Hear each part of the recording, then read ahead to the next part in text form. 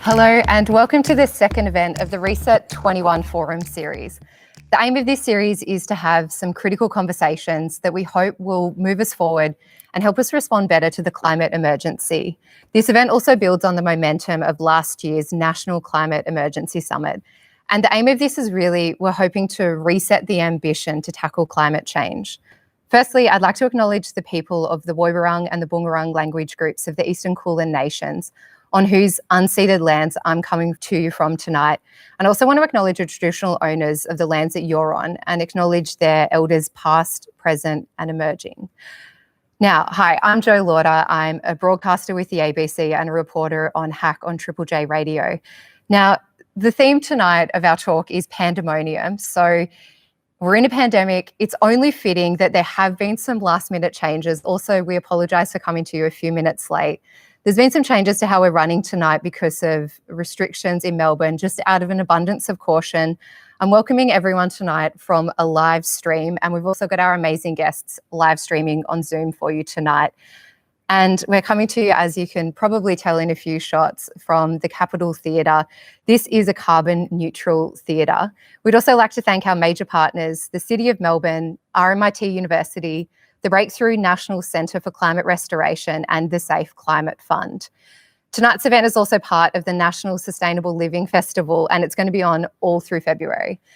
Now, before we get started, we're going to be taking, as I said, we don't have an audience here tonight. You're all joining us on the live stream. So we're going to be taking your questions on slido.com, which is SLIDO.com.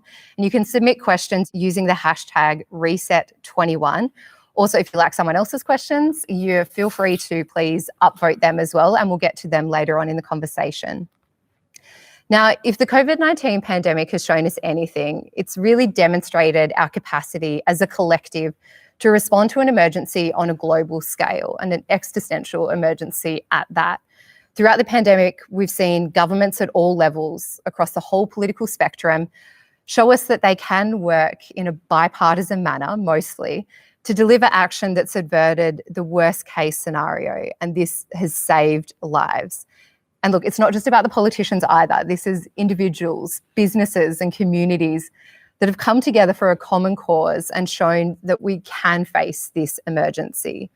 The world recognised the pandemic as an emergency, treated it like that, and acted accordingly.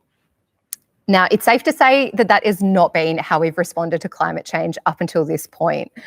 For years in Australia and around the world, the politics of climate change has been entrenched, and it's stopped us making enough progress, and we're not where we need to be. As well as totally upheaving our lives, here in Australia especially, it felt like the pandemic slowed some of the momentum that we had towards climate change action. But there are lessons here in the pandemic. It's shown us really what is possible. And it's also shown us that we can mobilise in a way that I think we would have all thought was completely impossible only a year ago when we were last here talking with the Climate Emergency Summit. So tonight we want to dive into some of these questions, and we're going to be asking, what have we learnt over the past year? What elements of this response can we then activate towards acting on climate change? What can we be doing? And also, what are the mistakes that have been made in the past year that we can avoid making a second time round when we're dealing with climate change? Now, the way things are going to run tonight is each of our guests have a presentation for you, and they're going to talk about what they believe are some of the major takeaways of the last 12 months and how that can be applied to the climate emergency. Our first speaker tonight is Stephen Duckett. He's the Director of the Health Program at the Grattan Institute, and his policy proposal, Go for Zero, how Australia can get to zero COVID-19 cases, formed the basis of Victoria's coronavirus response. Stephen is an Emeritus Professor of Health Policy at La Trobe University. He's held top leadership positions in healthcare in Australia and in Canada, including as Secretary of what is now the Commonwealth Department of Health and Ageing. Can we please welcome Stephen Duckett? Thanks very much. And I'm coming to you from the unceded lands of the Wurundjeri people of the Kulin Nation, and I pay my respects to elders past, present and emerging.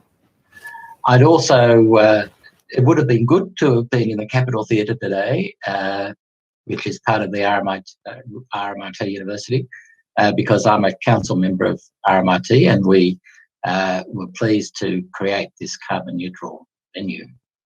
RMIT is going to be completely carbon neutral by 2030.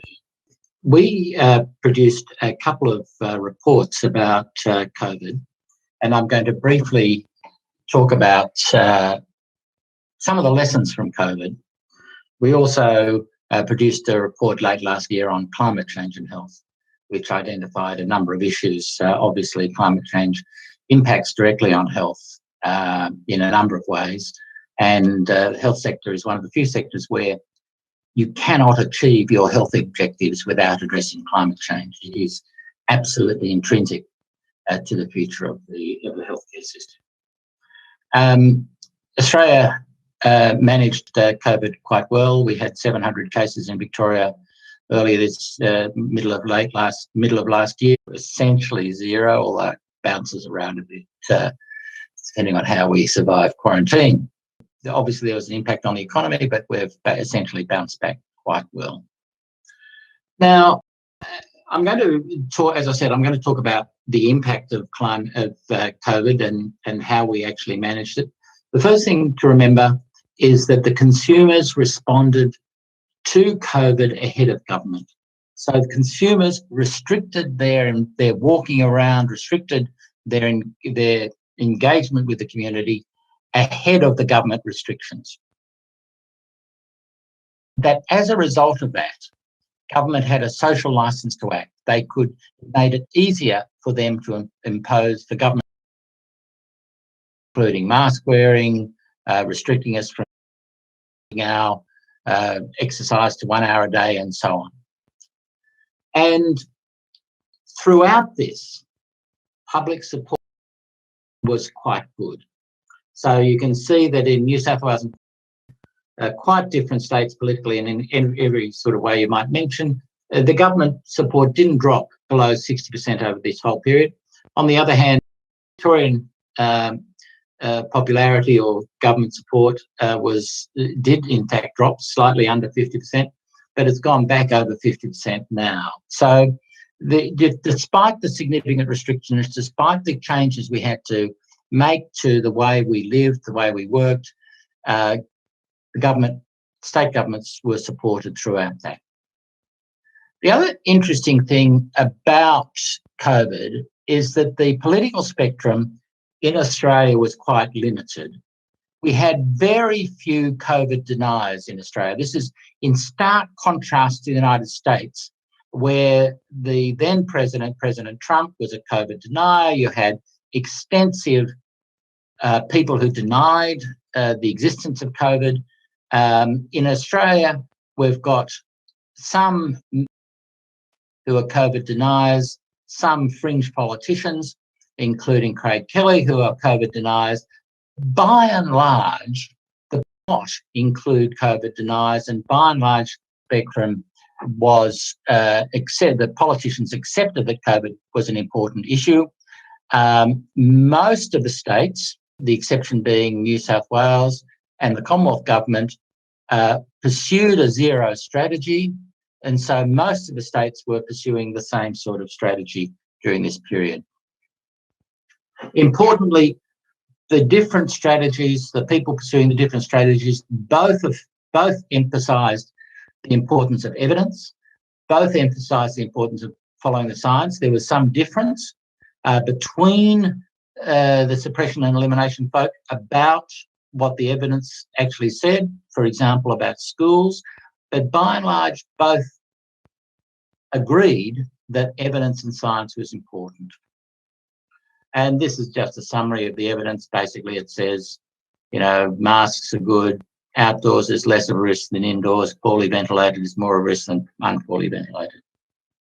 So what worked? We had border controls, border closures, telehealth, masks, free testing from the start. What really was important was the clarity of the objective.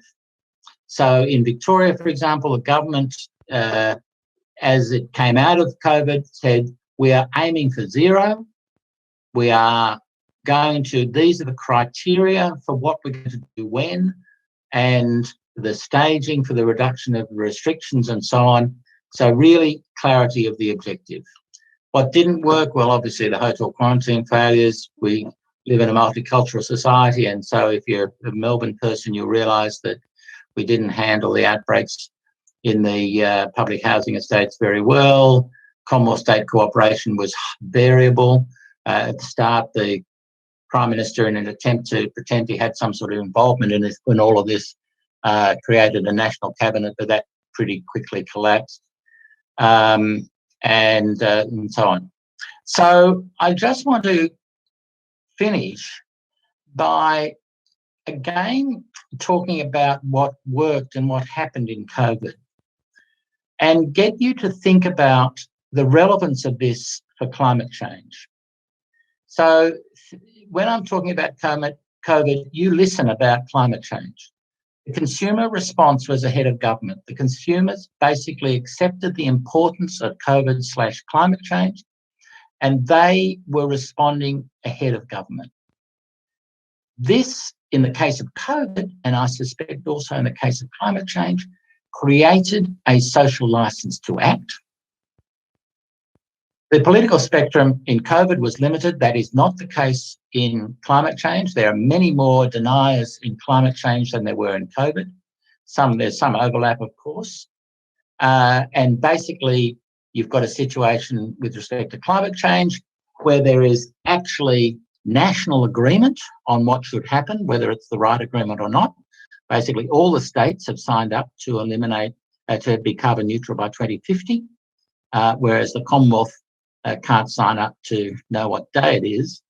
And in the case of COVID, the evidence was accepted and understood, but there were different interpretations, whereas in the case of climate change, certainly the Commonwealth government is not able to reach agreement on what the evidence says.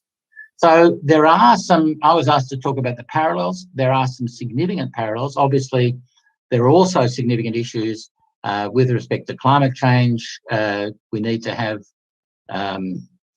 public health system mobilised to address it, and that's what we've recommended in our report, and the same thing happened with COVID. So there's lots of issues which are common, but I think the political issues are significant, and some of them are on the side of climate change action and some are not. Thank you very much. Thanks so much, Stephen. And next up, I'm really excited to introduce you to Sisonke Msimang. Sisonke is a South African writer whose work focuses on race, gender, and democracy. She's written for a range of international publications like the New York Times, the Washington Post, the Guardian.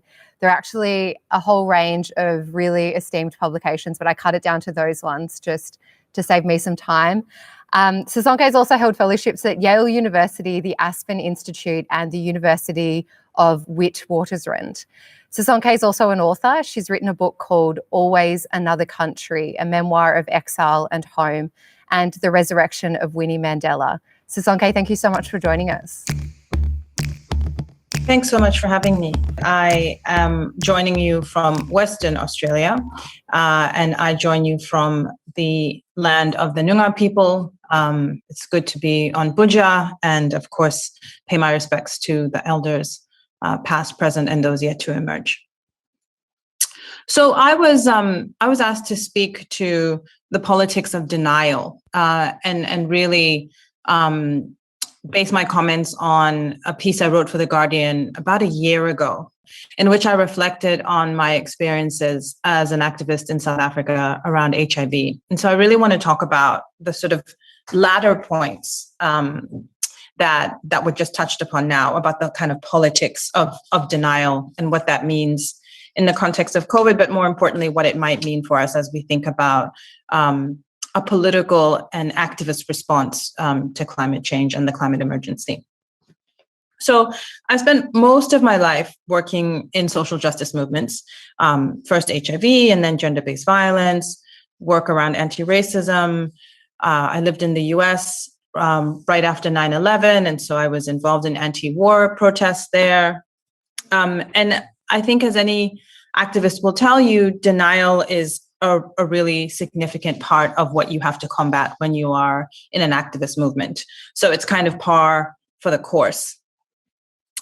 So our opponents typically like to deny the science. They typically like to, for example, deny all manner of things, because what they want to do is a strategy of minimization, right? So I grew up in exile from South Africa.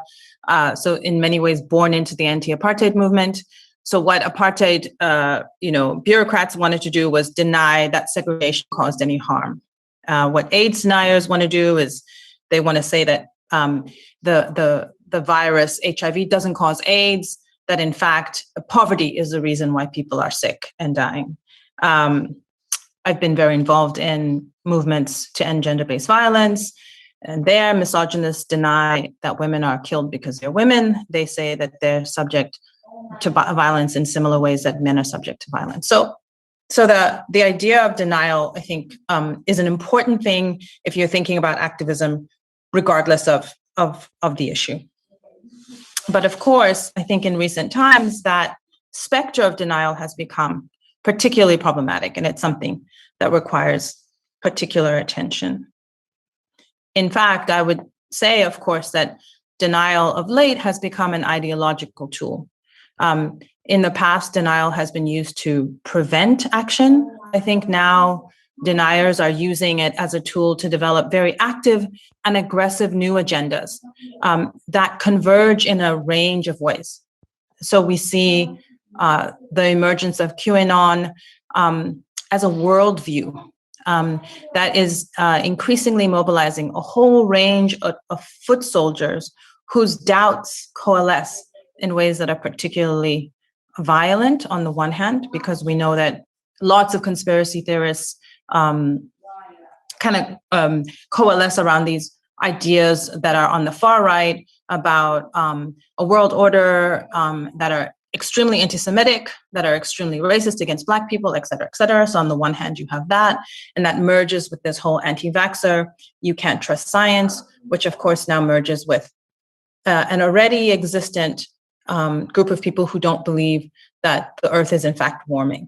So that convergence, I think, is particularly dangerous and has been given impetus by what we've seen happening in the United States.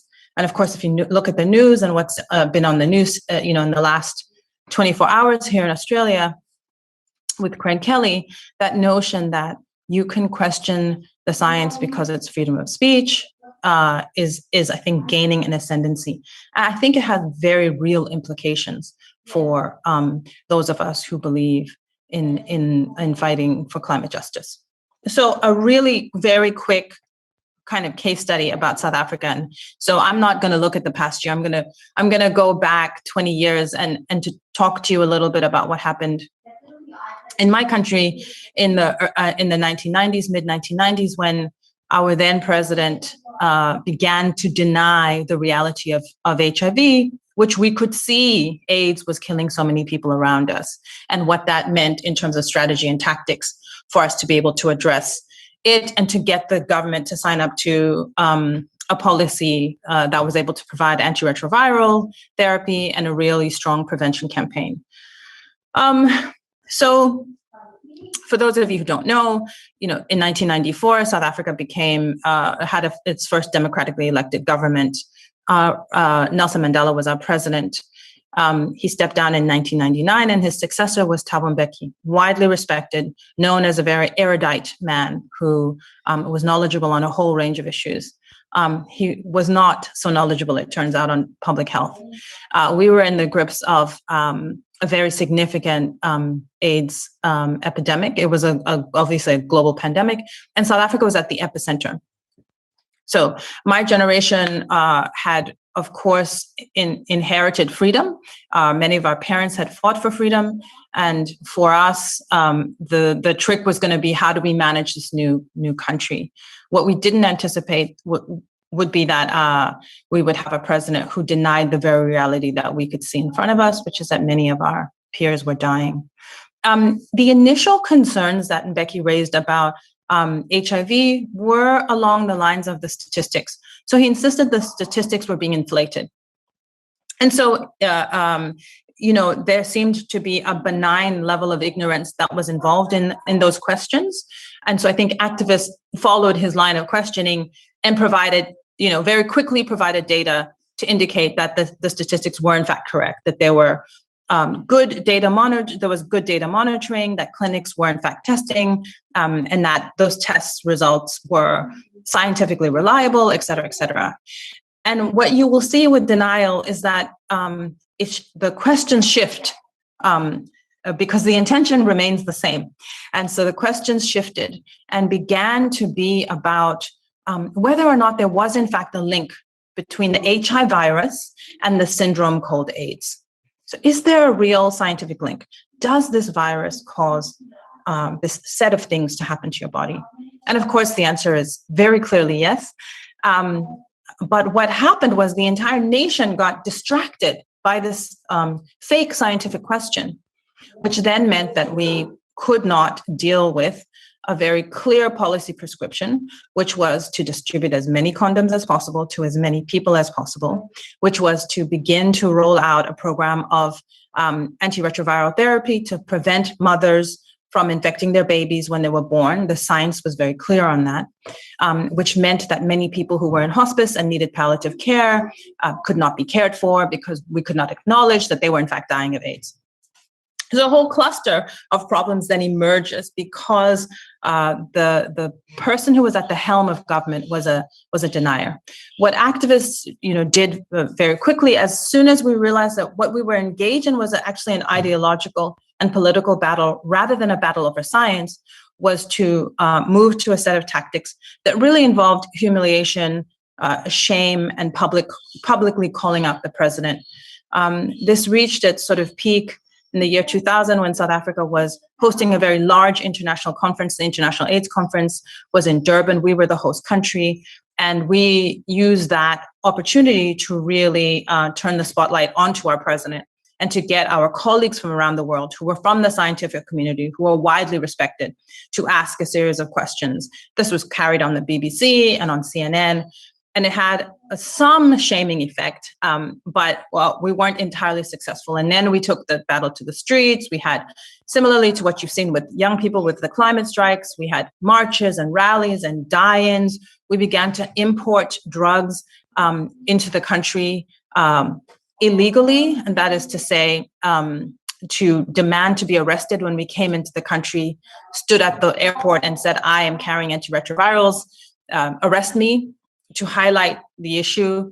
And what this began to do was it really put the public on notice, and it began to build sympathy that the activists got the public on side. Many people had relatives dying, just as in Australia, many people have experienced bushfires and have seen what it means for climate to be warming and what that means in very real and stark terms. And so that shifted the conversation, and so much pressure was brought upon the South African government that in 2004, in addition to a number of court cases, all of which were accompanied by singing and dancing, activists, we wore ourselves out in those events. All of this culminated in the government adopting an incredibly comprehensive program, which resulted in antiretrovirals being rolled out in all of our major hospitals for free. South Africa now has the largest AIDS program in the world. And in many ways, part of the reason you see a South African variant today in terms of COVID is because we really developed our capacity around research into vaccines and immune therapies on the basis of significant investments that activists pushed for. I'll stop there, but please feel free to ask me any questions. Thanks so much, Sasonke. It's so amazing to hear about that kind of activism. I think it's really inspiring for lots of people. I've got heaps of questions, but also if you've got questions, it's at slido.com and you can put in your questions there, and we're going to come back, and we've definitely got some questions for Sasonke. Now, next up, we've got Phillip Sutton. Phillip is a manager and strategist at Transition Transition Initiation, and it's a not-for-profit working towards the urgent transition for climate change. Phillip was the architect of the Victorian Flora and Fauna Guarantee Act. He initiated the campaign that actually led to the banning of nuclear power in Victoria back in 1983. And he also authored a book in 2008 called Climate Code Red. It was a groundbreaking book, and back then it called for emergency action on climate change. Phillip, thank you so much for coming on and having a chat to us. Thanks very much. I wanted to pick up from a point that Stephen Duckett made about the importance of having a clear objective as to why one is engaging in an emergency activity in the case of climate or COVID or AIDS, etc. So what I wanted to do was to, in fact, not just talk about the last 12 months. What I want to do is, in fact, give a fairly long historical perspective so that you can actually see that I think that there's a strong argument that the climate movement has lost its focus on an appropriate objective, and it's therefore currently rudderless, and that's a major problem. So 12 months ago, many of us met at the Melbourne Town Hall for the National Climate Emergency Summit. And at the time, the best analogues for the kind of activity that you might need to undertake to tackle an economy-changing emergency were the experiences of the World War II and World War I. But the problem was that very few people are old enough to have had any first-hand experience of those terrible events, and few people read history books. So the analogy itself was not terribly accessible to most people. What we didn't know when we met 12 months ago was that in the next 12 months, everybody in the world would gain first-hand experience of a huge economy-changing emergency, the COVID pandemic. And so that's now created a possibility of a much richer dialogue around this issue. What I'd like to do tonight is to focus on one key aspect of emergency management, and that's the issue of the focus of protection, and see what we can learn from past experiences and the current COVID emergency so that we can improve the effectiveness of what we're doing on climate. My interest in the focus on protection began in 1984, which is obviously quite a while ago. I had just been given a job to design a new piece of legislation for the state of Victoria, which is the Victorian Flora and Fauna Guarantee Act. I mean, with a name like that, it was pretty obvious that the purpose of it was to protect flora and fauna. But the question emerged pretty quickly as I sat down to try and work out how you'd actually draft this legislation is, what would it specifically try to protect? What would it specifically try to deliver? And after a fair bit of deliberation, I decided to propose that the legislation should protect all native species in Victoria, apart from human disease organisms. That was a political response to the likely reaction we get. But then the next question was, how rigorous should the protection be? And it was proposed. I proposed that all species that were covered by the Act should be guaranteed to survive and flourish in the wild. So a survival in a zoo was not good enough. The action machinery in the Act was then designed to make such an outcome possible. And the legislation, interestingly enough, with that framing, was actually adopted by the Victorian Parliament with the support of all the major political parties at the time in 1988. So just to rub it in, it meant that Labor was proposing it and the Liberal Party supported it, and the National Party didn't oppose it drastically. Years later, spurred by the huge melt of Arctic ice in 2007, David Spratt and I wrote Climate Code Red, the case for emergency action. Now, we knew that the state of the climate was a lot worse than people generally recognised, even back then. But once again, the issue of what was the protection focus that we were trying to draw attention to was raised. What should we protect? How rigorously should we protect it? The UN Framework Convention on Climate Change was aimed to prevent social and ecological collapse.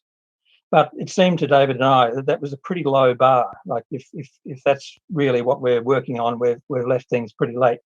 So instead, we proposed in the book that the goal should be the restoration of a safe climate to protect all people, to protect all species, and to protect all generations.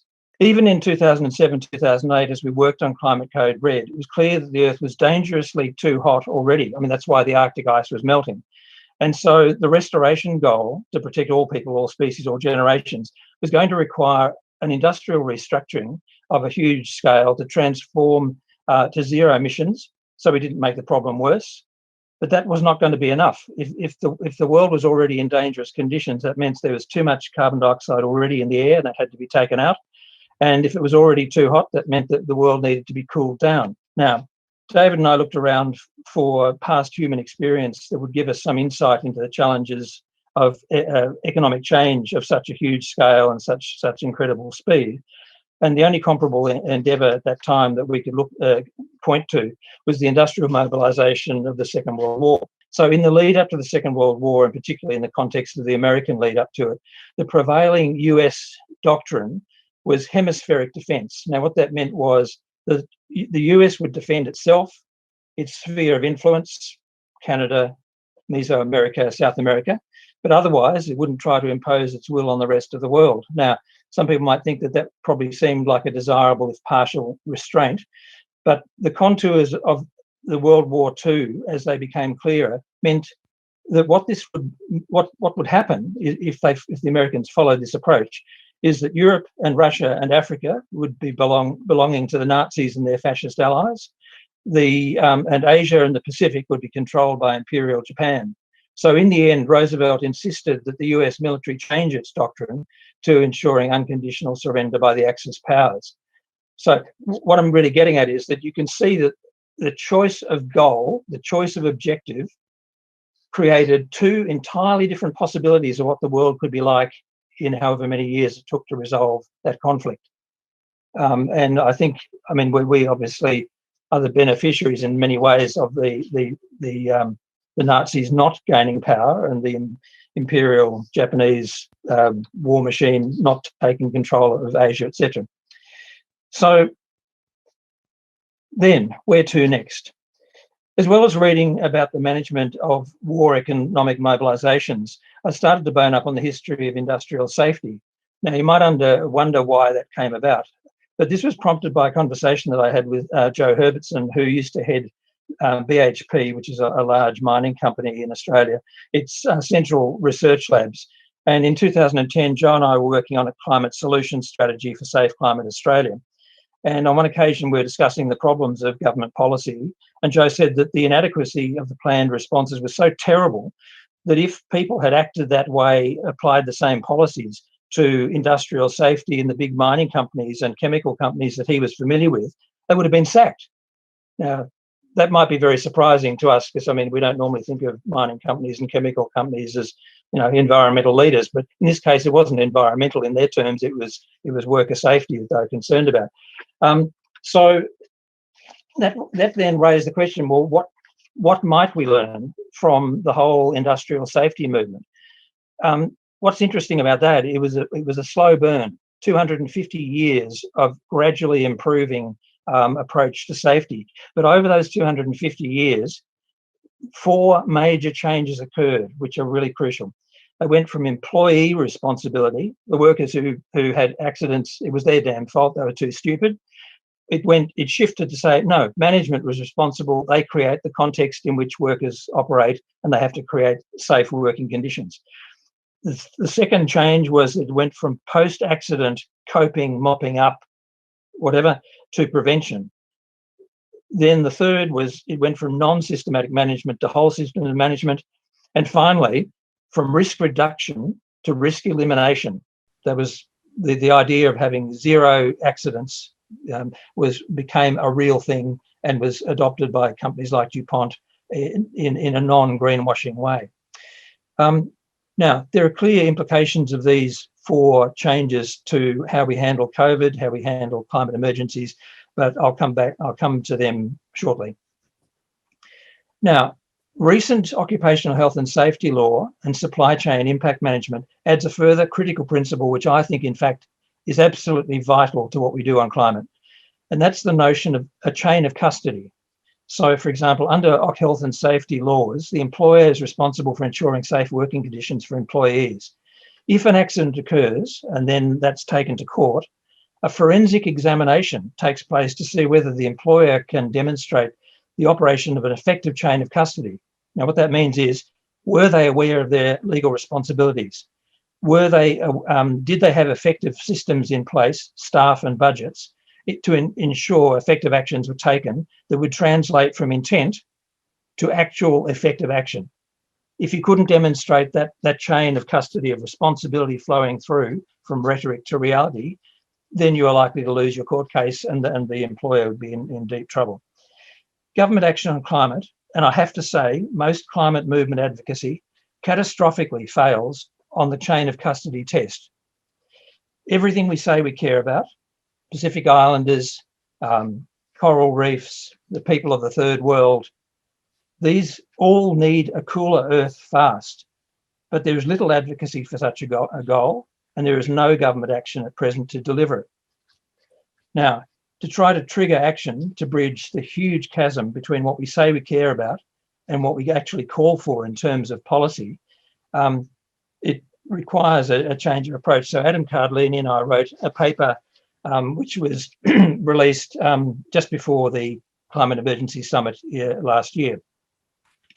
That paper added one more element which has not come up in the historical review, but I think is also crucial, and that is that all of us talk a lot about how it's science that tells us what to do. But if you actually peel back, you find that science doesn't actually tell us what we ought to do about anything. What it does is it tells us how the world does work or could work under different circumstances. If we are to work out what our objectives should be, then what we have to do is go back to compassion, ethics, and even self-interest. Those are the three things that drive people to make decisions about which way to jump. The science then equips you to do whatever you've chosen to do more effectively than you would otherwise do it. So, okay, with these historical insights in mind, we can now learn something about how the COVID emergency has progressed, and then that opens up some questions for climate action. So, question one, who or what is to be protected and why? Now, it turns out that question was critical to the COVID issue. In Australia, the focus started with preventing sickness and death in the community. But there was also concern for a key infrastructure to support that health program, and that was avoiding overloading the health system. But once the Australian policy evolved towards a low virus strategy, then the critical infrastructures that were most important became contact tracing and quarantining systems. And they were sort of infrastructure that had to be protected in order to protect health. Interestingly, Australia was also concerned about protecting the economy, as you'd imagine, but the Reserve Bank and our Federal Treasury made it clear that money could be printed to keep the economy afloat, and therefore it was possible to give greater weight to protecting health. And so that was an extraordinary thing, which turned Australia's government at the time had failed miserably on the bushfire challenge just weeks before. Well, in fact, it was still in the middle of dealing with hopelessly with the bushfires when the COVID crisis emerged, and then a neoliberal government, in the space literally of about a month or a month and a half, ditched all that and adopted an entirely different process. The very same people. So I'll come back to how that might be possible, because it's absolutely crucial that we understand that. So countries like Taiwan, Vietnam, Mongolia, New Zealand had experience with earlier pandemics, as did Australia, and they were committed to providing high protection in the health area and also protecting their economies. Other countries like Singapore started out with the same aims, but the virus found gaps in their protection systems, and so they struggled for a period to regain control, but eventually did so, as we did in Victoria, the state of Victoria. But in some other countries, national leadership favoured protecting the economy or life as usual until the spread of the virus created a political crisis that demanded more emphasis on protecting health and health systems. So think Sweden, United Kingdom, Belarus, the list goes on. Some countries focused on protecting the political positioning of the national leader, think the United States, think Brazil, with terrible consequences for the people's health. Second question, how secure should that protection be? What was very interesting was that when the pandemic first started in Australia, it was not entirely clear how tight we were going to manage it. But what happened was the idea that we wanted to protect health still remained dominant. So what happened was when people discovered that the management systems were failing, were not adequate, were poorly administered, etc., like lots of problems. What happened was that people said, okay, we'll just have to fix it. And so on the fly, they worked on fixing it. In some other, so they lifted the protection standard was lifted because the aspiration was to provide high levels of health protection. In some other countries, protection measures were judged mainly by their political value, one way or the other, how it affected the politicians, until the virus got wildly out of control. And so, for example, the US under Trump, it initially, New York and other states of that sort led the charge, but eventually Trump decided to take a different approach. Next question. Who should be responsible for ensuring protection, and who needs to have backup responsibility? Now, in the case of Australia, the federal government and the state governments shared the lead in different policy areas. But what's really interesting is that the states and territories played a very strong role in cementing the low virus strategy, which distinguished it from the United Kingdom and the Netherlands and a whole range of other countries and Sweden, etc. And so the states cemented that approach, which then led the federal government rather rapidly to then have to innovate in the economics area. And so they realised that they could use the printing power of the Reserve Bank, and they used that to underpin a raft of measures to protect the economy, given that there were these major lockdowns and changes to the way the economy was operating.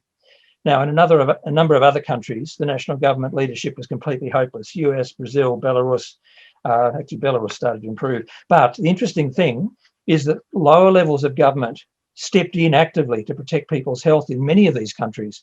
And they did as well as they could in the very difficult circumstances. So it's quite surprising occasionally to see national leaderships that are completely hopeless, negligent, corrupt, whatever, and yet the countries manage at least some level of decent response.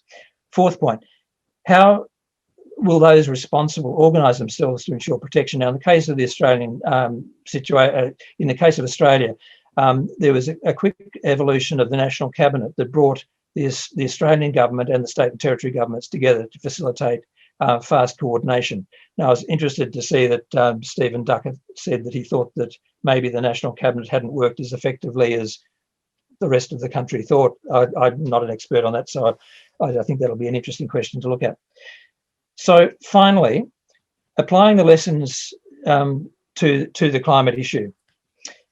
The dynamics of case studies that I've conveyed vary according to the severity of the threat to the nation as a whole, the speed of the feedback loops. And so the slowest moving system is the industrial safety system, which we have 250 years of change in that area that we can review. The fastest moving systems were the world wars and the COVID pandemic. Now, what was interesting about COVID, for example, was that it moved so fast that basically all politicians knew that the human and economic impacts that occurred under their watch, and therefore the political consequences of what they did, would be felt by the next election. So in other words, there was this extraordinarily tight connection between what a government chose to do and their expectation of having to face the music for what they did. Now, that, of course, is very different from industrial health and safety on a long-term basis. It's also different from climate in a critical area. But what's interesting, though, is that this fast feedback loop is also quite similar to what happens in the Second and First World Wars. So what can we actually learn from these examples for our work on climate? Now, the talk that I'm giving is too brief to cover all the implications, so I'll just pick out a couple of the most important.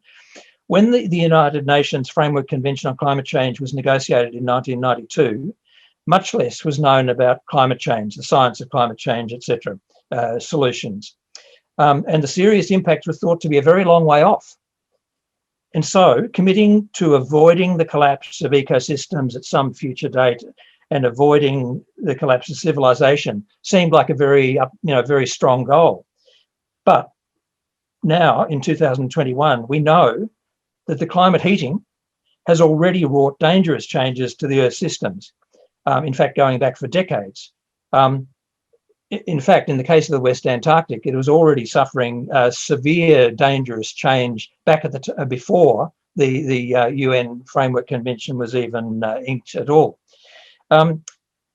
Now, what another implication of the slower moving nature of the climate issue is that we've got used to working on just our bit of the problem. So, everybody around the world thinks it's a big issue, it's a hard thing to deal with, and so we'll just do our bit because it's too much to expect anybody to have their head around the whole lot. On the last page, Luke. So what's happened is that bad habits have become institutionalized, and our efforts are, in a sense, now rudderless in a real sense. What we're doing is we're going through the motions of trying to get to zero emissions without any idea of whether zero emissions is going to save the Pacific Islands or the coral reefs or save the people of Bangladesh or stop the Vietnamese losing a lot of their rice growing areas, and the list goes on and on and on and on. So what I think we need to do is, if we're going to have a reset on climate change, I think it's absolutely critical that we commit to maximum protection for the climate vulnerable, that is people and species, through fast temperature reductions and the restoration of a naturally safe climate. We need to create a chain of custody to link this new protection goal to effective action so that we don't lose the connection between what we say we care about, what we say we were trying to protect, and what we actually do and what we actually advocate. The approach, I think, will lead to the need to do three things simultaneously. Switch to zero emissions at emergency speed in less than 10 years. Draw down all the excess carbon dioxide in the air in decades, not in centuries. And to develop, and if they can be applied with net environmental and social benefit, then apply fast cooling methods such as solar reflection or cirrus cloud thinning in years and not decades. Now, it may turn out that after the science is done, the goal is protection. If after you do the science you find that methods are not going to deliver net protection, then you don't use them. It's as simple as that. But if they can work, then you should consider the possibilities. A program like this will change the emotional intensity of our commitment to protection, because it'll tighten the link between what we say we care about and what we know we must do to protect them. And it will change the time dynamics, because we'll be starting to operate in programs that will deliver results and protections in years, not decades or centuries or thousands of years. And so this means that we'll be able, because the emotional intensity is stronger, even though the task is harder, more things to do, I think it'll actually be easier to do the work because we'll be bringing more intensity to the task. Thank you. Thanks so much, Philip. And now coming to you from Canada, where it is quite late in the evening, so thank you for staying up. We've got Seth Klein here with us, and Seth has served for 22 years as the founding British Columbia Director of the Canadian Centre for Policy Alternatives. And this is an organisation that is committed to social, economic and environmental justice. Seth's also a founder and former co-chair of the British Columbia Poverty Reduction Coalition. He's also an author, and his most recent book is something that is really relevant to the conversation that we're having here tonight. It's called A Good War, Mobilising Canada for the Climate Emergency. Seth, thank you so much for staying up for us. Well, good evening. Can you hear me okay? Yeah, we've got you. Great. Okay. Well, thank you very much for this invitation. I'm honored to be virtually with you. Where I am, it is indeed very late Wednesday evening still, just past midnight now. But I'm up for it if you're up for it. I am joining you with gratitude from the unceded territories of the Musqueam, Squamish, and Tsleil-Waututh nations, otherwise known as Vancouver, Canada. And I've been asked to offer some opening comments, drawing on the book that you just mentioned that was published last September. This is the book, by the way. A Good War, Mobilizing Canada for the Climate Emergency. I hope and believe that my book calls on us to adopt an entirely new and different approach to the climate crisis than the one we've pursued to date. It is a very Canadian book, but I think with relevance to you folks. And while I've endeavored to tell the truth about the severity of the crisis we face, people are also finding it an unusually hopeful book. Its original twist is that, as the title suggests, and building on some of Philip's comments, the book is structured entirely around lessons from the Second World War. There's no small irony in me coming to this place, and like many of you, I'm sure, I wrestle with the war analogy. My own political activism started as a teenager in the peace and disarmament movement in the 1980s. But I am now strongly of the view that climate breakdown requires a new mindset to mobilize all of society, to galvanize our politics, and to fundamentally remake our economy. And here's why, just to give you some Canadian context, but the same applies to your country even more so. We need a new approach because what we have been doing in response to the climate crisis thus far simply isn't working. If you were to look at Canada's greenhouse gas emissions going back the last 20 years, what you would see is basically a flat line. In your country, of course, the trend line is worse. So despite decades of calls to action, our emissions are not on a path to stave off a horrific future for our children and future generations. We have run out the clock with distracting debates about incremental changes, but where it matters most, actual GHG emissions, we've accomplished precious little. And so here we all are, confronting this harrowing gap between what the science says we must do and what our politics seems prepared to entertain. Now, I didn't actually start off planning to write a war story. My book project began as an exploration for how we can align our politics and economy with what the science says we must urgently do to address the climate emergency. It is that. But I had initially planned to include only a single chapter on lessons from the Second World War because, like Philip was alluding to, I'd long been intrigued by World War II as an example of rapid economic transformation.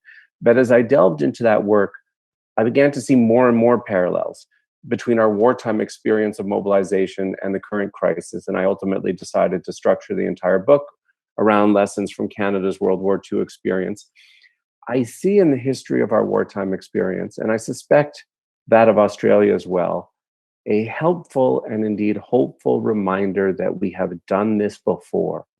We have mobilized in common cause across society to confront an existential threat. And in doing so, we've retooled our entire economy twice, in fact, once to ramp up military production, another time to reconvert back to peacetime, all in the space of a few short years. Now, let me speak about the lessons I see from this pandemic experience. First off, appreciate how awkward the timing of my book was. I wrote the book before the pandemic. I thought we needed an historic reminder of how quickly we have transformed society and our economies in the past. I shipped the book off for final copy edit 3 days before the first lockdown. And then, lo and behold, here we all are, living the change in real time. A challenge, of course, is that the pandemic has, for the last year, pushed the climate emergency off the front burner. And that's unfortunate because prior to the pandemic, I think we'll all remember, the climate mobilization was actually starting to gain some real momentum, thanks especially to the youth-led global climate strikes, as well as to extreme weather events, as you folks know all too well. But the pandemic has also taught us some important and valuable lessons upon which we now need to seize.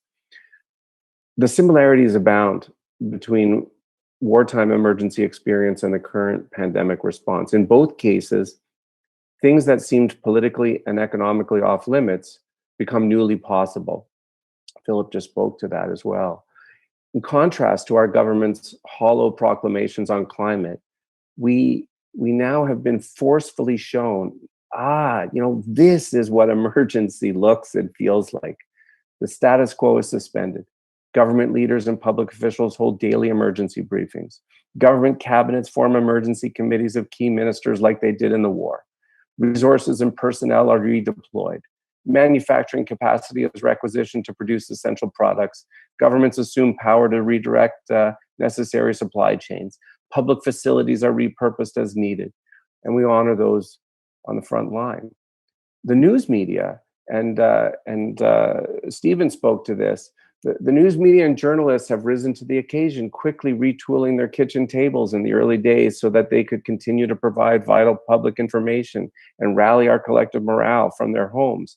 And in this welcome shift from what has marked climate reporting, in this pandemic crisis, the media, for the most part, seem to feel no obligation to give credence and space to those who question the scientific evidence. We have also come to understand that the vulnerable must be urgently looked after, or we are all more vulnerable to this invisible foe. The emergency response to protect the most vulnerable has, of course, been far from perfect. The pandemic has revealed and exacerbated all the existing inequities in our society, but now at least we seem prepared to recognize and begin to repair those interlocking fissures. Just as social solidarity was vital to wartime mobilization of World War II, so it has been in this crisis. And for the most part, some of our displays of that solidarity have been beautiful. It's true, of course, just like in the war, there's a minority of people who respond in selfish or antisocial ways, but these have been the exception. The large majority of us have shown our best selves. We've heeded the instructions of public health officials, organized mutual aid networks, looked out for our housebound neighbors. We've stayed calm and entertained our children. We have cooperated. And crucially, and Phillip was speaking to this as well, as in times of war, our governments at every level have appropriately dispensed with the fetishization of balanced budgets and are spending what is required, and deficits be damned. The extraordinary public spending now underway in response to the pandemic merely shows what we could have done in response to the climate emergency or poverty or homelessness all along. It turns out, when our governments recognize an emergency, the money was always there. The curse of the climate crisis, it turns out, is that in comparison to the pandemic and the war, it moves in slow motion. And it's allowed politicians to kick the can down the road. The COVID pandemic has reaffirmed the role and value of ambitious government action. Social solidarity and support for public services is likely at a generational high. There's a new spirit of national and cross-partisan cooperation in our lands upon which we must capitalize. The public is going to emerge from the COVID crisis with new respect for scientists and scientific evidence. We collectively now understand that the more our economy is localized, the more resilient we are to disruptions. And the economic recovery urgently requires public investment. You combine all of these realities, friends, and they provide key ingredients for the climate emergency mobilization that must now get underway. And after 40 years of a neoliberal agenda that has, I think, as its most insidious legacy, the sapping of our sense of possibility and our collective faith and our capacity to undertake great tasks together, the pandemic has shown us how quickly we can change our ways and how swiftly we can throw out the rule book. In some important ways, our sense of imagination is restored. Ever since I released my book in September, and there's been great response to it in Canada and done lots of media, and invariably I get asked in interviews, how do you know when a government gets the emergency? And so reflecting on the war and the pandemic and the climate crisis, I've been forced to distill a 400-page book into what I now call my 4 markers of when you know that a government has shifted into emergency mode. So here are my 4 markers. Number 1, it spends what it takes to win. Number 2, it creates new economic institutions to get the job done. Number 3, it shifts from voluntary and incentive-based policies to mandatory measures. And number 4, it tells the truth about the severity of the crisis and communicates a sense of urgency about the measures necessary to combat it. During the Second World War, the Canadian government did all of those things, and I suspect yours did too. Likewise, in response to the pandemic, albeit imperfectly, our governments have passed all 4 markers. But with respect to the climate emergency, thus far at least, our governments are failing on all 4 counts. Let me just say a little bit more about these 4 markers. Marker number 1, spend what it takes to win.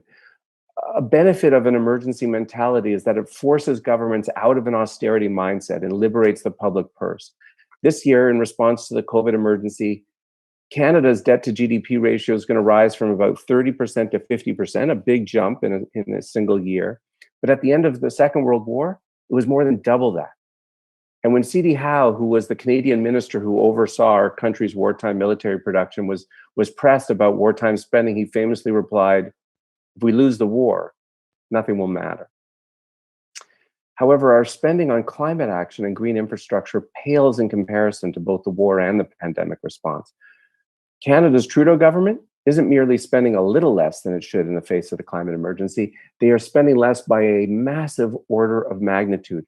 Currently, my federal government is spending about $5 billion a year on climate actions and infrastructure. But in the pandemic, our central bank has been financing government spending by purchasing government securities to the tune of $5 billion a week.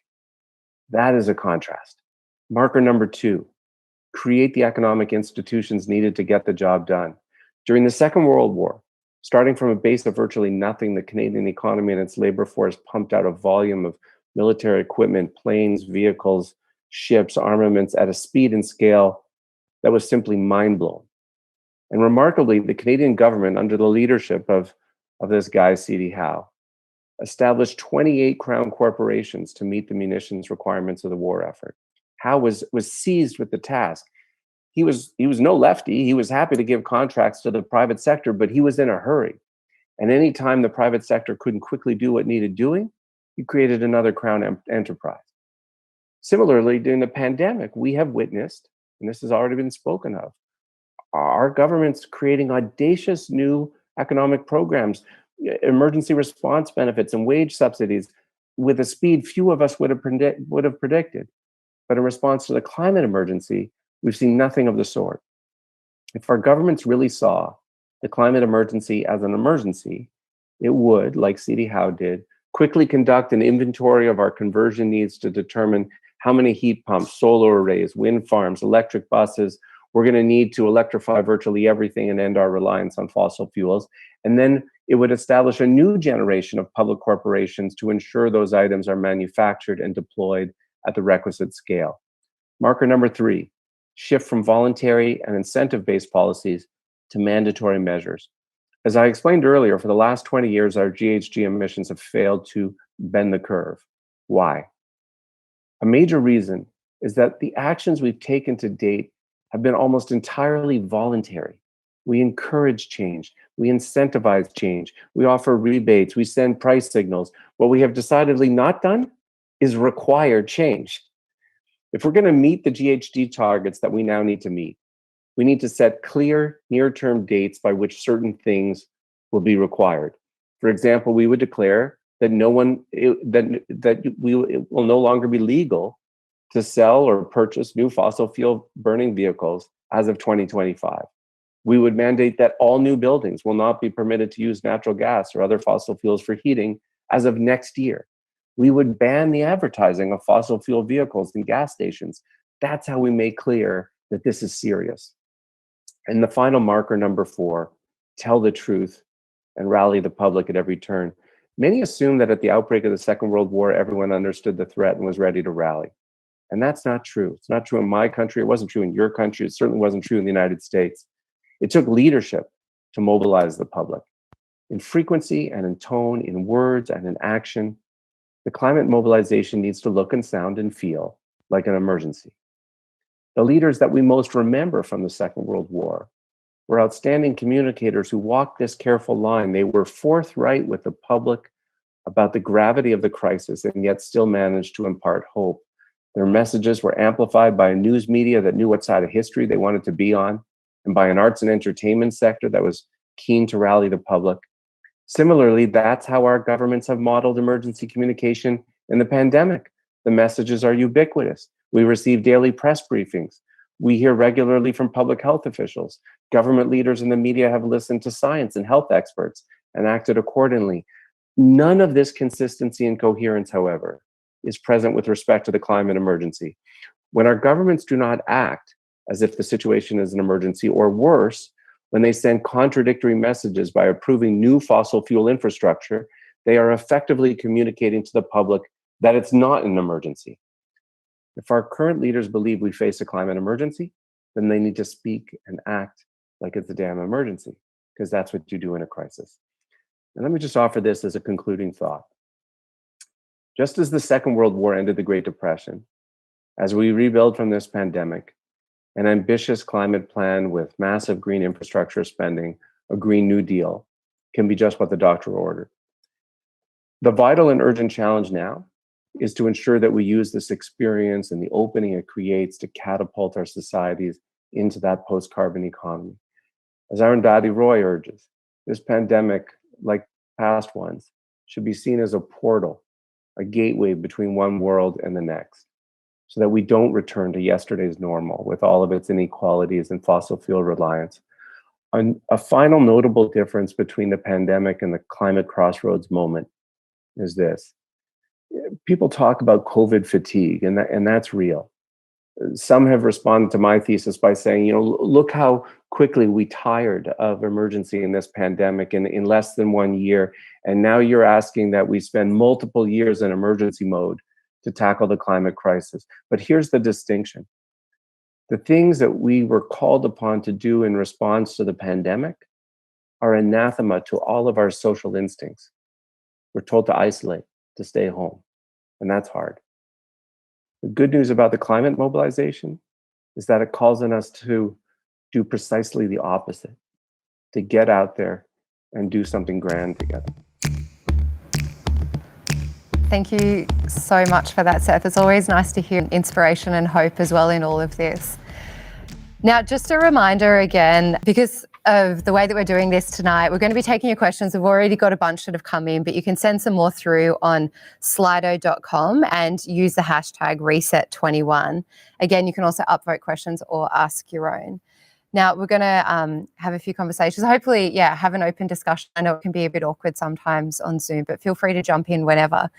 One thing that struck me it came up quite early, but I've been thinking about it. Stephen Duckett said when he was talking about Australia's response to COVID, you mentioned that the people moved before the government, and it was really people socially distancing, people doing all the right thing. I'm just wondering why you thought that happened and what it was. Was it in terms of education or awareness, or why we saw people moving before governments? And what was the trigger that you saw that made governments respond? Because I think there is a lot of parallels there with the climate movement, because I think people are really, they're wanting to move really before the government. Thanks very much for that. So this is speculation. This is just my guess. So if you hark back to February, March, you will remember the pictures and the stories about Italy. I don't think seeing the empty streets of Wuhan was significant. But what I think we saw and heard those stories about Italy, a country like us, where huge death rates, harrowing stories about people giving up beds in ICU, not knowing, the health system was completely overwhelmed, didn't know how to treat this. Then we saw the empty streets. Then we saw the stories about the opera in the streets and so on and so forth. So that seared itself into the public's mind that COVID was serious, it killed people, and there was something you can do about it, namely stop the spread through a lockdown, and that people were fearful about it. One of my colleagues at Grattan came to me, and so we had a debate at Grattan where I work about what we're going to do, and he said he wants to work from home from now on, because he has an immunocompromised system. So he was fearful. And so Grattan actually closed down before, and everybody worked from home before the government required us to. And so I think what we saw was the public saw, first of all, this was serious and it could impact on us. I think if I then switch over to climate change, there are lots of people in rural Australia who saw the impact of the bushfires, who saw the impact of floods. The question then is, can we get them to realise that the evidence is that these extreme events are going to be more frequent and more serious because of climate change than they have been before? So it's linking the consequences to the cause, which was pretty obvious and transparent and direct. You can see it in the case of COVID. It is the same in the case of climate change, but there is a whole lot of deniers who are trying to say that that is not the case. Now, Sasanka, we had a question that's come in for you from Slido already. And it was around what you were talking about the huge public movement in South Africa. And really, you're talking about like the rallies in the streets. And someone's asked, with COVID restricting the ability for large public gatherings, how do we rethink public climate change protests and public climate change action for the next year? Thanks. I think that's a really important question. You know, in some ways, some time ago, I think in certain countries, we have witnessed what I call, and I've heard people loosely call, the death of the street, the sense that the street no longer has the ability to shame politicians, certain types of politicians.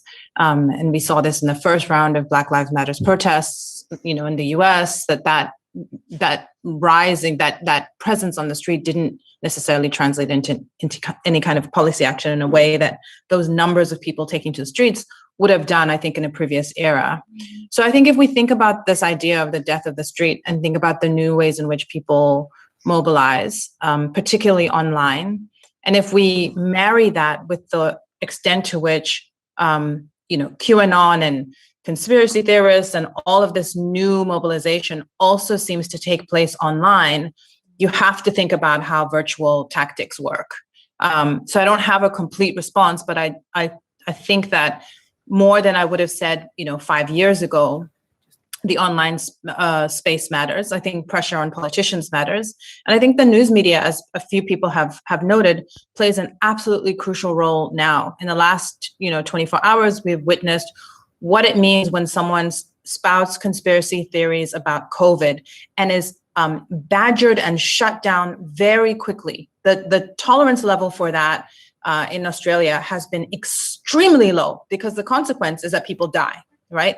And it would have been amazing to watch that same level of tolerance applied to all these bizarre sort of, you know, there's both sides kind of stuff that we've seen for years and years in terms of the way the media covers, you know, climate issues, that, well, there's some people who believe this and there's other people who believe that, as though there is, in fact, some kind of debate about climate science. So I think the combination of the news media and recognizing the increasing importance of mobilizing online, and I would add to that, not just pressure on politicians, but pressure on the private sector, until we can get those mandatory regulations and laws that Seth has spoken about so eloquently. In the meantime, you know, governments follow people. And what will have to happen is that people will force companies to shift the way they operate. So I think it's a variety of ways, but online becomes much more important. And on that as well, Seth, in terms of when you were speaking about, actually a few people spoke about, like you said, wartime mobilization and this idea of, I guess, that threat and that level of urgency. But with climate change, it's such a, you know, it's not going to be, it's kind of like a longer time frame that we're talking about. I'm just wondering how you think, Seth, that we convey the same sense of urgency with climate change, but over a much longer period. And also, like you said, when there is potentially going to be fatigue of that mentality after we come out of the COVID pandemic. You're on mute, sorry. And you was going to say that at least once, so there we go. Yeah, I can't believe it happened to me. I was the one who brought out the motto of 2021. So one of the things that I actually take some solace from in the World War II story is that, you know, people assume that the moment, you know, war was declared, everyone understood the threat to be clear and present, and they didn't. You know, if you lived in Europe, it was clear and present. But if you lived in Australia or Canada or the US, it was not clear and present. It was on the other side of two oceans. And so, you know, whether it's that or the pandemic, I find myself noodling over what is that alchemy, that combination of events and leadership that shifts the zeitgeist and suddenly results in a public getting the emergency. And, you know, all crises and emergencies begin with a period of denial. You know, we all lived through it, the pandemic, right? We all spent the early weeks or months hearing the early news stories, but not there yet, not realizing what this was actually going to mean. And we can all probably remember when it started to shift, right? For a lot of people, I don't know, in North America, for a lot of people, it was the cancellation of the NBA basketball season. Now, I don't even watch basketball, but I remember that thinking, wow, this is serious. But I know it also took watching my prime minister give news conferences every morning outside his home while he was in his own lockdown. That starts to convey emergency. In the war, you know, for a lot of people, it was the fall of France when 9 months into it, suddenly people are like, oh my goodness, this is serious. And there's some remarkable stories about how, Sasanka was talking about the role of media. In the case of the US, who took 2 years before they entered World War II, a lot of people point to the role of the CBS News team and giving them credit for a 20 percentage point shift in US public opinion between the beginning of the war and Pearl Harbor, where the majority of US public opinion shifted from not joining the war to joining because of the storytelling that happened. So in the present, I think some of this, one of the things I recommend is, so the events and leadership. The events are, of course, the extreme weather events, as you've all lived through. And I think we should start calling them attacks on our soil. These are attacks on our soil. And the good news is, at least in the Canadian polling, I can't speak to it in Australia, there has been a real shift in public opinion over the last 3 years, where people's understanding of the climate threat has shifted from being a threat somewhere in the future, somewhere else, to here and now, and where they identify that people they know, if not themselves, have started to experience the impacts of climate change. And the result of that is a public that is actually ahead of our politics in terms of their preparedness to accept bold policies. Thanks. And we've got a question for Phillip as well. Phillip, I think someone took issue a little bit with something you said. We've got a question that says, you said there's very little advocacy for rapid climate change action, but aren't many of us pushing as hard as we can? What forms of action are you talking about? Yes, look, the problem, if anybody watched the discussion on Tuesday, you'll know that the problem we have at the moment is that for the next 20 years, because of some fairly complicated, well, sort of moderately complicated climate science, the heating, if all we do is some version of reducing emissions or even eliminating them, for 20 years, the temperatures will not go down. They won't even stop going up. And anyway, I won't. Okay. The reason is because what happens is when we clean up the air of dirty CO2 producing coal-fired power stations, they produce another form of pollution as well, which is aerosols. And so the long-term effect, the bigger effect, is heating over the long term. The short-term effect is heating and cooling. And when you shut down the coal-fired power stations, as we must, what happens is you take away their cooling effect as well as their heating effect. Well, sorry, you take away their cooling effect straight away. And the heating effect, they've been pumping out CO2 that's accumulating in the air. COVID doesn't accumulate. CO2 does. That's the crucial scientific difference between the behaviour of the climate issue and the COVID issue. So anyway, the point is, for the next 20 years, unless we do something in addition to shutting down the emissions process, which we absolutely must do, and with extreme speed, unless we add drawdown, taking the excess carbon dioxide out of the air, and unless we rapidly develop safe and effective methods for short-term cooling, which could operate within the space of a couple of years if we can find safe ways of doing it. No guarantees on that, but if we can find them, you could get cooling which could do something about bushfires and coral bleachings and damage to agriculture and so on within the space literally of a couple of years. But that's not being worked on, and that's what I'm saying is missing. Yeah, we've still got some questions coming in. I think I could ask this to anyone, but the question came to Sasanka. The question is, do we need to reframe? And this is a question, if you all want to jump in, please do. But the question is, does the climate crisis need to be framed as a public health response and as a public health risk, in order to gain the same attention as AIDS and COVID? And I guess by making it a public health response, it really brings it back to kind of that individual threat to individual people, parents, families, that kind of thing. Do you think we need to be talking about it more as a public health risk? Not necessarily, because I think, one of the problems with human beings is that we are overly important to ourselves. And I think we wouldn't be in this situation if we weren't like that. So I'm wary at a philosophical level about doing that. But I want to just pick up on this last point that Phillip was making, because I think the way that he responded to it is, I think, emblematic of what we need to do that answers this question about whether we talk about it as public health or not. So the bigger issue is that any of us, on this forum here can quickly point out and debunk the whole idea that, hydrochloroquine or whatever it was, causes, has some role to play in addressing COVID. Like, all of us can do that very quickly.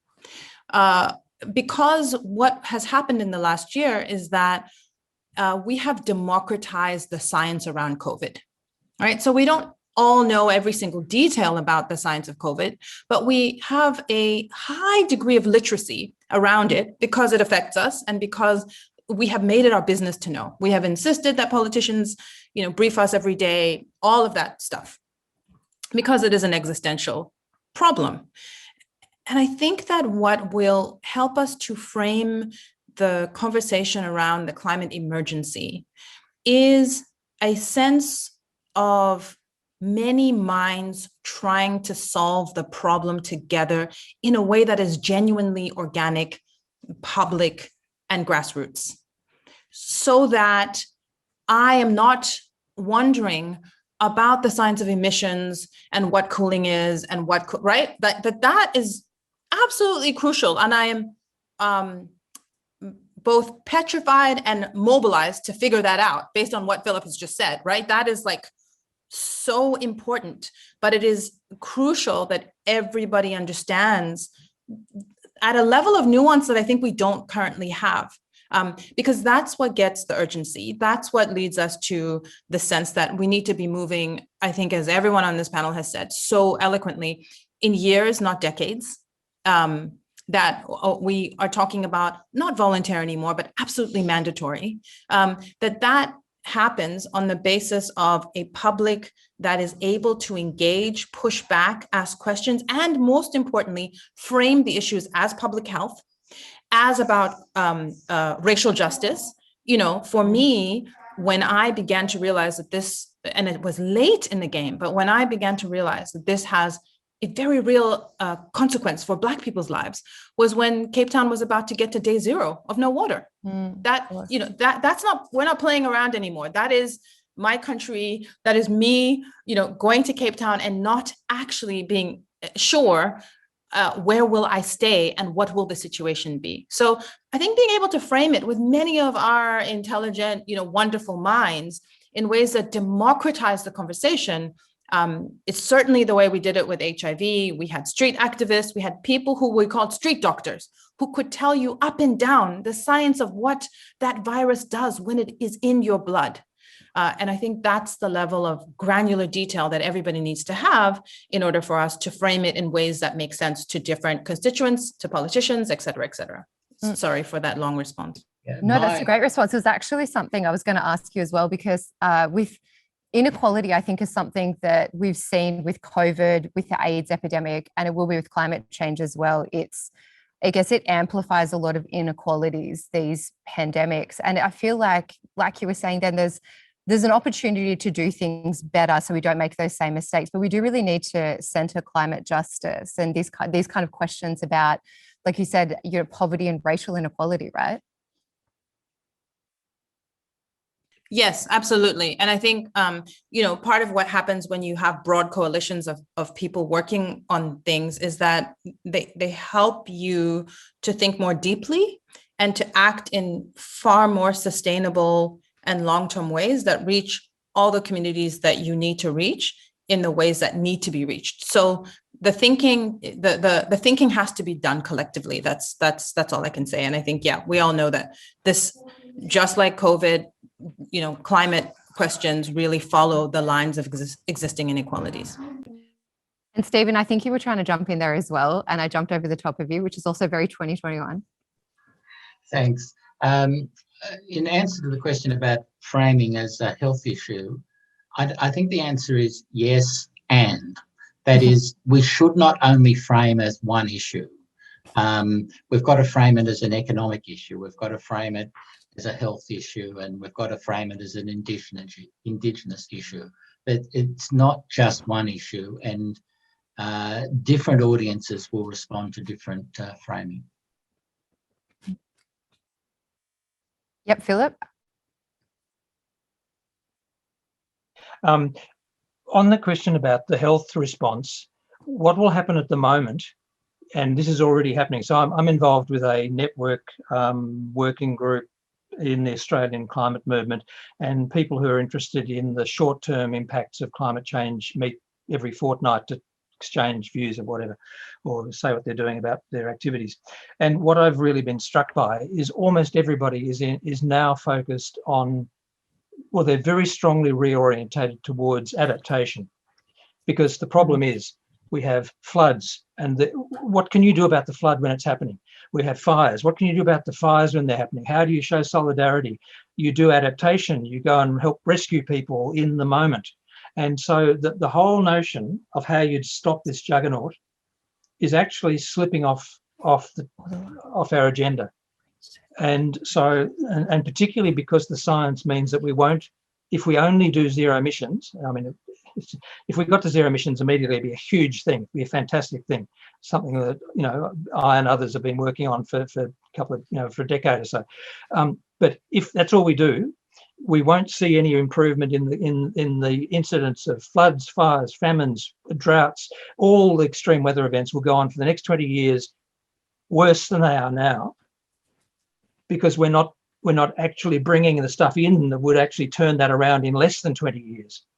And so the problem for us is how on earth do we encourage people to be activists if they see no results for 20 years, and the only thing they can do to save people who they care about, who they see suffering and whatever, is adaptation, which of course you have to do, but it's not enough. Seth, because I'm a bit of a sucker for happy endings, and I liked that you did mention that there was a somewhat hopeful message in your book. I guess to summarize it, where we are at now in the world, we are hopelessly behind where we need to be, and everybody has acknowledged that in the talk. I think we all know that. But do you think that we will mobilize in time? Can you see that happening? Do you think we're going to mobilize and meet this emergency as needed? I struggle with this question. Well, the short answer is we don't know. That is the ambivalent time in which we live. We do not, we're going to mobilize at some point. The question is, will we mobilize in time? And that is very much an open question. And we don't know if we're going to rise to the challenge and do what we have to do in time. But you asked for a hopeful ending. Let me try it. Let me offer this. You don't have to fake it. It's okay. No, well, I'll share with you where I landed in my own book, and it's this. It's useful to remember. My book is all framed around this previous mobilization. I don't know the numbers for Australia. In Canada, we were only a population of 11 million people at the time, and over 1 million people enlisted. That is a remarkable figure, isn't it? But here's the thing that they didn't know. They didn't know if they would win, right? We forget that. We forget because we know how the story ended, but they didn't. And they did what they had to do anyway and surprised themselves in the course of it. So that's the spirit we need to do this in. Thank you. That's a really good note to leave it on, because unfortunately that is all the time we have for tonight. We're going to have to wrap it up. I really want to thank all the speakers that we've got here. Thank you so much for making yourselves available tonight. I'm sorry we couldn't do it all in person, but it is 2021. I was going to say 2020, but it is 2021. So thank you to Stephen Duckett, Sasonke Msamang, Phillip Sutton and Seth Klein. Thank you all so much. And the next RESET.21 forum is going to be on next Tuesday, and the theme is Wreckage to Reform, Native Title Remake to Strengthen Climate Repair. So make sure you check that one out as well. Thank you so much for joining us. Have a really safe night, and thanks again.